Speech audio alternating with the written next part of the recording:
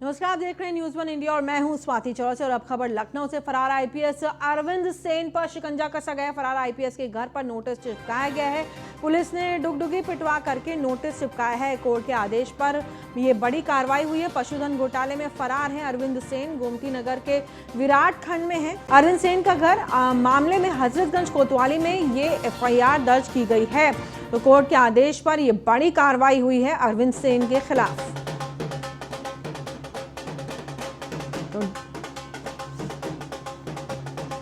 ढोल नगाड़ों के साथ उनके घर पर पहुंची पुलिस और फिर यहां पर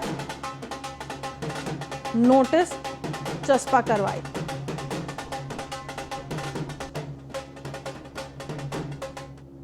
और बहराइच में रिश्वतखोर लेखपाल घूस लेते हुए पकड़े गए। लेखपाल का वीडियो वायरल हुआ। जमीन पर रास्ते के मामले में मांगी गई थी 10,000 की घूस। लेखपाल ने पीड़ित से 4,000 रुपए की रिश्वत ली। नानपारा क्षेत्र के सरैया का लेखपाल है वाहिद कमाल।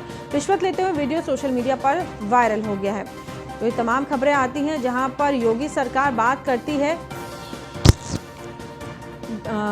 करप्शन मिटाओ की बात करती है, लेकिन इस तरीके के वाकया बताते हैं कि किसी को भी, यानी कि जितने भी अधिकारी हैं, अधिकारी स्तर के लोग हैं, किसी को ना शासन का डर है ना प्रशासन का। तो ये देखिए, सीधा मोबाइल पर ये वीडियो रिकॉर्ड किया गया है।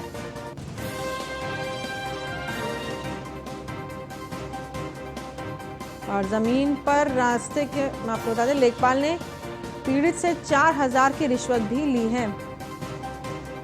नानपारा क्षेत्र के सरैया का लेखपाल है वाहिद कमाल।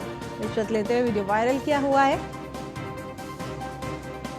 और विनोद तिवारी हमारे संवाददाता जुड़ गए हैं बहराइच से। विनोद, जिस तरीके से वीडियो में साफ दिखाई दे रहा है कि लेखपाल रिश्वत ले रहा है, भले ही कितनी तमाम बड़ी बड़ी बातें कर दी जाएं योगी सरकार की तरफ से, लेकिन करप्शन का ये सीधा और ताजा नमूना।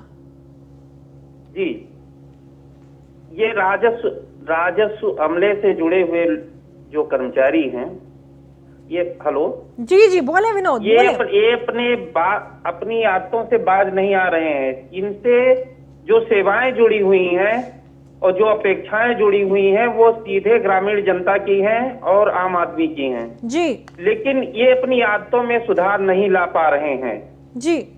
इन पर सख्त कार्रवाई की जरूरत है। जब तक प्रशासन इनकी नकेल नहीं कसेगा, इन पर सख्त कार्रवाई नहीं करेगा, इस तरह की घटनाएं बार बार दोहराई जाती रहेंगी। विनोद, अब क्योंकि ये वीडियो वायरल है तो जाहिर सी बात है आला अधिकारियों तक भी पहुंचा होगा। क्या किसी तरीके के एक्शन लेने की कार्रवाई हुई है? कोई एक्शन लिया गया है? कोई कार्रवाई हुई इनके खिलाफ? प्रशासन के संज्ञान में ये मामला आ रहा है। अभी इस मामले में किसी तरह की कोई कार्रवाई प्रशासनिक स्तर पर या बड़े अधिकारियों के लेवल पे नहीं की गई। तो विनोद, हम उम्मीद करेंगे कि न्यूज़ वन इंडिया की यह खबर देखने के बाद प्रशासन की तरफ से कोई ना कोई कार्रवाई इनको लेकर के हो। धन्यवाद विनोद हमसे जुड़ने के लिए और तमाम जानकारी देने के लिए। और अगली खबर प्रयागराज से। माफिया गणेश यादव पर पीडीए की बड़ी कार्रवाई हुई है। आपको बता दें, झुंसी के हवेलिया में अवैध निर्माण को जमींदोज किया गया है। झुंसी के हवेलिया में बिना नक्शा पास कराए, बता दें आपको कि 2 मंजिला घर बनाया गया था। प्रयागराज विकास प्राधिकरण ने ध्वस्तीकरण का आदेश दिया था। पारित 1,500 वर्ग गज में बना था इनका अवैध निर्माण। गणेश यादव के खिलाफ 1 दर्जन से ज्यादा मुकदमे दर्ज हैं। माफिया अशोक यादव का भाई है गणेश यादव। और ये देखिए, ये घर को ढाते हुए।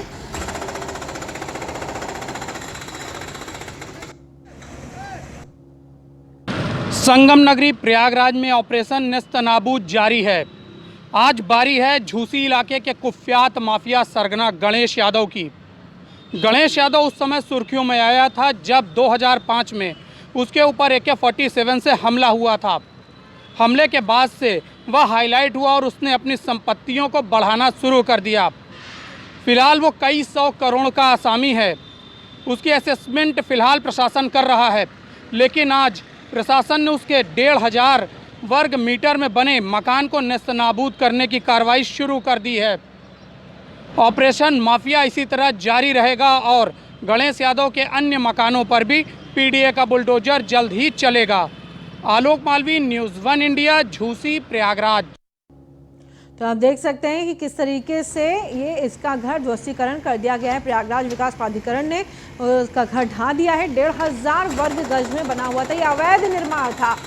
गणेश यादव के खिलाफ कई मुकदमे दर्ज हैं। बताया जा रहा है तकरीबन 1 दर्जन से ज्यादा मुकदमे दर्ज हैं। माफिया अशोक यादव का भाई है गणेश यादव, और इसी वजह से ऐसे लोगों के जो हिम्मत है वो और ज्यादा बढ़ती है। झूसी के हवेलिया में अवैध निर्माण को जमींदोज किया गया है। आपको बता दें प्राधिकरण की तरफ से 1500 वर्ग गज में बना था अवैध निर्माण, और उसको अब ढाया गया है प्रयागराज विकास प्राधिकरण के द्वारा। 1500 वर्ग गज में पूरा ये निर्माण किया गया था। तो गणेश यादव के खिलाफ कई मुकदमे दर्ज हैं। और अब देखिए ऐसे लोगों को किसी भी न शासन का डर रहता है न प्रशासन का, बस जहां पर जो खुद को सही लगा वो किया, और उसके बाद जब प्रशासन को सही लगा वो अब प्रशासन ने भी कर दिया, अवैध निर्माण को जमींदोज कर दिया।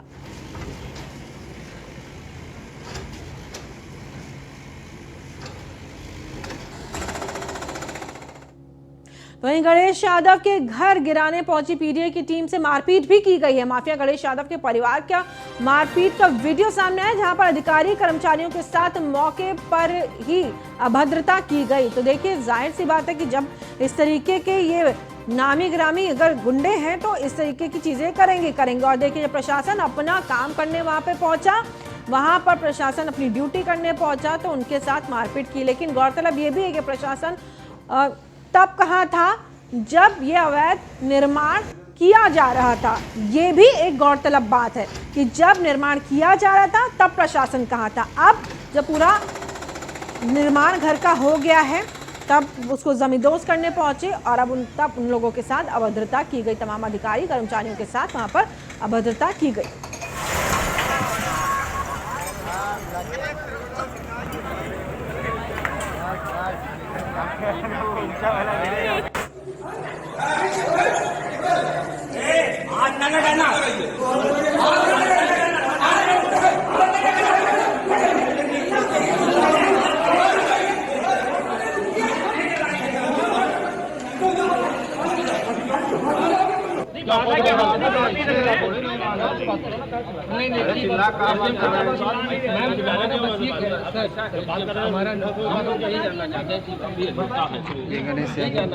क्यों गिरा है नोट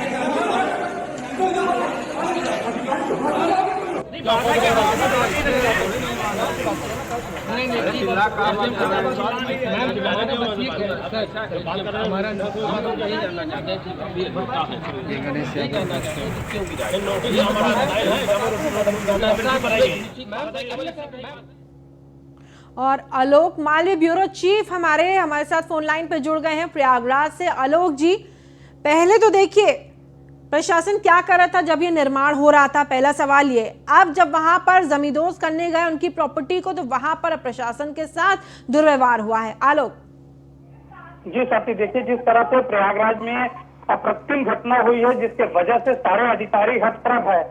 उन्होंने बताया कि हम लोग गए थे सुबह लोगों को नोटिस का कंप्लेसन कराने के लिए, उनको नोटिस देने के लिए उनको बताया गया कि आपके मकान अवैध रूप से बना है, इसकी नोटिस आप ले लीजिए और अपना मकान खाली कीजिए, हम लोगों को गिराना है। इनको कई बार नोटिसें भेजी गई थी लेकिन इन लोगों ने रिसीव नहीं की थी। इसी बात को लेकर जब प्रयागराज विकास प्राधिकरण की एसडीएम शिवानी सिंह पहुंचती है तो उनके साथ जो परिवार के लोग हैं उन्होंने अभद्रता की उनके साथ, और इसके बाद आलोक पाड़े जो कि जोनल अधिकारी है उन्होंने भी हाथापाई की, और इसके बाद मामला काफी बढ़ता गया। फिर उसके बाद जब आस पास के और परिवार के लोग पहुंचे हैं तो मामला खत्म करके जो मकान है 150 वर्ग गज में बना हुआ उसको हटाया गया और उसको जो है जमींदोज किया गया। कुल मिलाकर जो अधिकारी है वो मतलब है कि इस तरह की घटनाएं भी हो सकती है। आपने दूसरा क्वेश्चन पूछा कि किस तरह से यह मकान बन गया था, तो अधिकारियों का ये कहना है कि ठीक है। आलोक जी, बेहद संक्षेप में एक और सवाल का जवाब दीजिए कि यही अधिकारी तब कहाँ थे जब ये अवैध निर्माण हो रहा था? अवैध निर्माण हुआ तब उनकी नींद नहीं खुली, और जब पूरा निर्माण हो गया तो अब वो वहां पे गए हैं क्योंकि टाइट बाकी जो आदेश हुआ है होगा ऊपर के अधिकारियों की तरफ से। बेहद संक्षेप में जी स्वाति, देखिए जिस तरह से समाजवादी पार्टी की सरकार में इस तरह का उनका पैर खड़ा हुआ, इसके बाद से जब समाजवादी पार्टी की सरकार हटी और भारतीय जनता पार्टी की सरकार आई है तो उसके बाद माफियाओं पर कार्रवाई शुरू हुई है, इसी के तहत ये कार्रवाई हुई है। स्वाति ठीक है, धन्यवाद आलोक, हमसे जुड़ने के लिए। हमारे ब्यूरो चीफ आलोक हमारे साथ जुड़े हुए थे प्रयागराज से और तमाम जानकारी देते हुए। तो देखिए किस तरीके से इस घर को धाराशायी किया गया है, ये विजुअल्स एक्सक्लूसिवली न्यूज़ 1 इंडिया के पास आपकी टेलीविजन स्क्रीन पर। और अगली खबर भी लखनऊ से। एटा में पुलिस के वकील को पीटने का मामला सामने आया। अधिवक्ता राजेंद्र शर्मा की पिटाई पर वकीलों ने प्रदर्शन किया। आजमगंज में बड़ी संख्या में प्रदर्शन करने पहुंचे हैं वकील। परिवर्तन चौक पर जारी है प्रदर्शन। महिला वकील भी वहां पर मौजूद रही और आपको बता दें कि दोपहर में प्रदर्शन हुआ था और अब ये प्रदर्शन पूरा हो चुका है, यानी कि खत्म हो गया। पुलिसकर्मियों के खिलाफ कार्रवाई की मांग को लेकर के प्रदर्शन किया गया। हाथों में तख्तियां लेकर के एटा पुलिस के खिलाफ नारेबाजी की गई। मौके पर आपको बता दें पुलिस बल मौजूद रहा। जीपीओ जा रहे नाराज वकीलों को पुलिस ने रास्ते में ही रोका। उत्तर प्रदेश सरकार जिस तरह से पुलिस स्टेट बनाना चाहती है उत्तर प्रदेश को, हम उसके खिलाफ हैं। हर आदमी को उत्पीड़न हो रहा है। अधिवक्ता समाज जो सबसे ज़्यादा प्रबल है और सबल है, जब उसके साथ ये ज्यादती हो रही तो बाकियों के साथ क्या होगा। एटा में राजेंद्र शर्मा जो कि सरकारी वकील तो 20 साल से सरकारी वकील थे, उनका एक बाहुबली के इशारे पे लोकल प्रशासन ने जिस तरीके से उनके मकान पे कब्जा कराया है और एक वकील को जो कि यूनिफॉर्म में थे उनका दरवाज़ा तोड़ के घसीटा गया है। ये उनको नहीं घसीटा गया है, हर अधिवक्ता का सम्मान घसीटा गया है, हमारी गैरत घसीटा गया है और उनको जानवर के तरीके से मारा गया जैसे वो किसी टेररिस्ट को मार रहे हैं। क्या पुलिस प्रशासन या सरकार अपने नागरिकों के साथ एक आतंकवादियों की तरह से व्यवहार करेगी? हम उसके खिलाफ है। ये लड़ाई तो हमारी अभी आगाज है। जब तक उनको सजा नहीं मिल जाती उन दोषियों को, उसमें सिपाही रहा हो, कांस्टेबल रहा हो, दरोगा रहा हो या वो कप्तान वहाँ का जिसने अभी तक उन दोषियों के विरुद्ध कार्रवाई नहीं की है, उसके खिलाफ भी हम कार्रवाई की मांग करते हैं। जब तक उसके खिलाफ कार्रवाई नहीं होती है। और ब्रेक के बाद एक बार फिर से आप सभी का स्वागत है। सीएम योगी का मिशन शक्ति, मिशन रोजगार चल रहा है। नए साल में राजधानी समेत 10 शहरों में बनेगी पीआरडी की कंपनियां। हर कंपनी में अनिवार्य रूप से भर्ती होंगी 11 महिलाएं। पहले चरण में 1050 जवानों की भर्ती की जाएगी। लखनऊ, आगरा, अलीगढ़, वाराणसी, बरेली में ये शहरी कंपनियां बनेंगी। तो अगले साल से राजधानी लखनऊ के युवाओं और युवतियों को भी प्रांतीय रक्षक दल में रोजगार के अवसर मिलेंगे। अब तक केवल ग्रामीण क्षेत्रों में ही पीआरडी जवानों की भर्ती हुआ करती थी, पर अब शहर के युवाओं को भी इनमें काम करने का अवसर दिया जाएगा। लखनऊ समेत प्रदेश के 10 बड़े शहरों में पीआरडी की कंपनियों के गठन का कार्य शुरू हो गया है। पहले चरण में लगभग 1050 जवानों की भर्ती की जाएगी।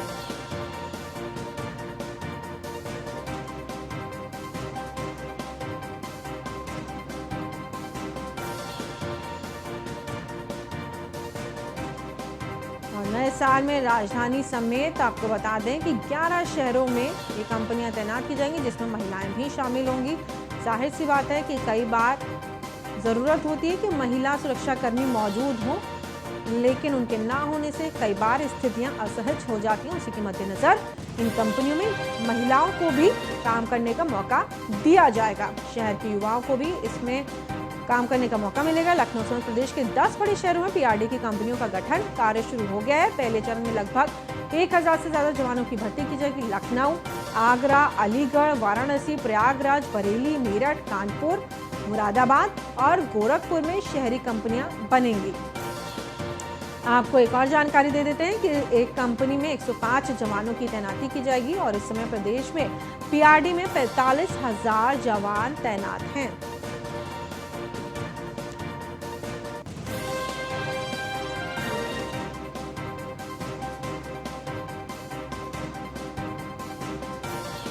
आपको बता दें कि अब ये कंपनी बनने जा रही है। नए साल में राजधानी समेत 10 शहरों में ये पीआरडी कंपनियां बनाई जाएंगी।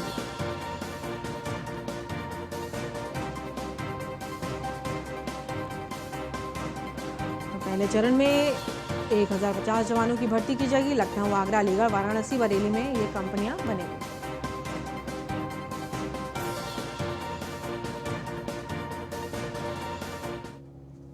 और अगली खबर भी राजधानी लखनऊ से। सीएम योगी ने माघ मेले को लेकर के उच्च स्तरीय बैठक की है। कुंभ 2019 की तरह स्वच्छता, सुरक्षा और व्यवस्थाओं का आदेश भी दिया है। माघ मेले में कल्पवासियों और संतों को बेहतर सुविधाएं देने का आदेश दिया गया। कोविड-19 के आपको बता दें मानकों को पूरा करते हुए होगा माघ मेला। सीएम योगी माघ मेले में श्रद्धालुओं की सुविधाओं को ध्यान में रखते हुए तैयारी के उन्होंने निर्देश दिए हैं।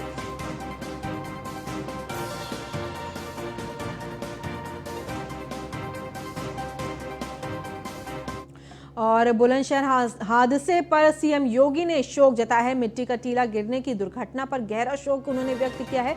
सीएम ने अधिकारियों को बचाव और राहत कार्य तेजी से करने के निर्देश दिए। हादसे में मिट्टी ढहने से दो बच्चियों समेत एक महिला की मौत हो गई थी। तो बेहद दर्दनाक हादसा। और इसी के मद्देनजर आपको बता दें आज सीएम योगी ने शोक अपना व्यक्त किया है। और वहीं रायबरेली को डिप्टी सीएम केशव प्रसाद मौर्य की सौगात मिली है। ओसा गांव में करोड़ों की योजनाओं का उन्होंने लोकार्पण किया है, शिलान्यास किया और 23 करोड़ 81 लाख की लागत के कार्यों का उन्होंने लोकार्पण किया है। 80 करोड़ 69 लाख 49 कार्यों का उन्होंने शिलान्यास किया है।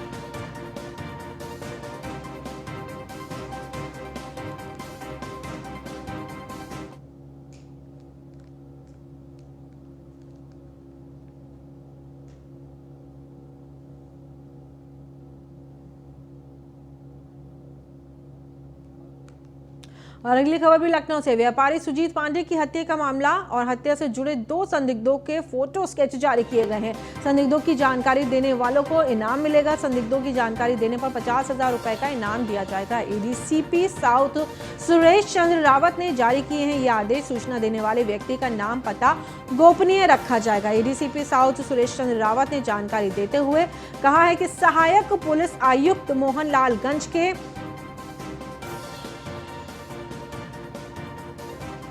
आपको बता दें मोहनलालगंज के सीयूजी नंबर पर संदिग्धों की जानकारी दी जाएगी। और क्यों आप ये जानकारी दी जा सकती है और आप किन नंबरों पर फोन करके जानकारी दे सकते हैं ये भी हम आपको बता दें। तो बेहद ध्यान से इन नंबरों को सुनिए और अपने पास लिखिए। 95454401 मैं एक बार फिर से दोहरा देती हूँ नंबर 95454401 पहला नंबर। और दूसरा नंबर आपको बता दें जो विकल्प के तौर पे दिया गया है 9454403865 के सीयूजी नंबर पर आप संदिग्धों की जानकारी दे सकते हैं।